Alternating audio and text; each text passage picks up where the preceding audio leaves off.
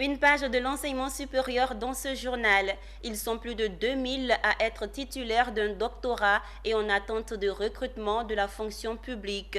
Plus de 500 ont été recrutés, mais pas à n'importe quelles conditions. Ce vendredi, le professeur Adama Diawara était face à la presse pour éclairer sur les motivations du nouveau mode de recrutement. Et c'était en présence de nos reporters Philippe Zabo et Tima Traoré.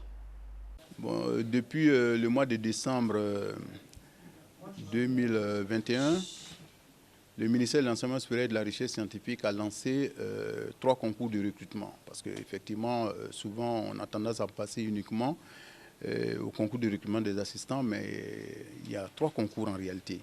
Il y a le concours de recrutement des assistants, le concours de recrutement des assistants chefs de clinique et le concours de recrutement des attachés de recherche.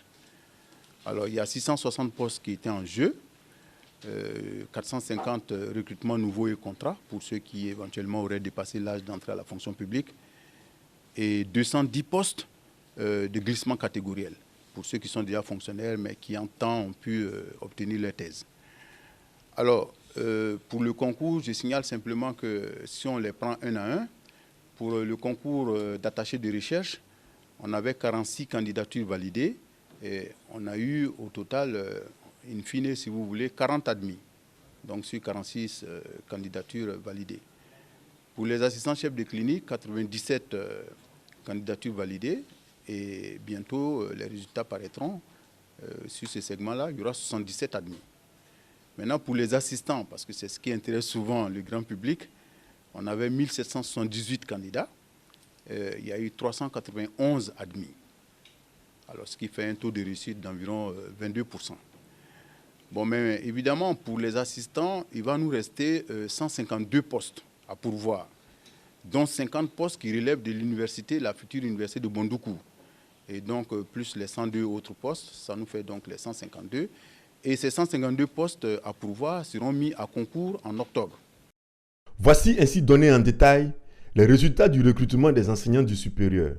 Résultats obtenus après ajustement des notes et des critères pour des raisons sociologiques et parce que ce concours est à sa première édition. Il faut retenir que le taux de réussite se situe aux alentours de 22%. Mais qu'on n'a que 48% des candidats qui ont eu la moyenne. Les 52% autres n'ont pas eu la moyenne. Et que pour des raisons sociologiques, on n'a pas été très méchant, on n'a pas appliqué les notes éliminatoires, de telle sorte qu'on a eu ce résultat. Parce que si on appliquait les notes éliminatoires, comme je l'ai dit tout à l'heure, on n'aurait eu que 203 admis. Pour le concours qui s'ouvrira en octobre prochain, des innovations de taille. La note éliminatoire sera introduite. En plus du domaine de compétences du docteur, il lui sera exigé une mention pour enseigner dans une université. À cela s'ajoutera une demande de spécialisation.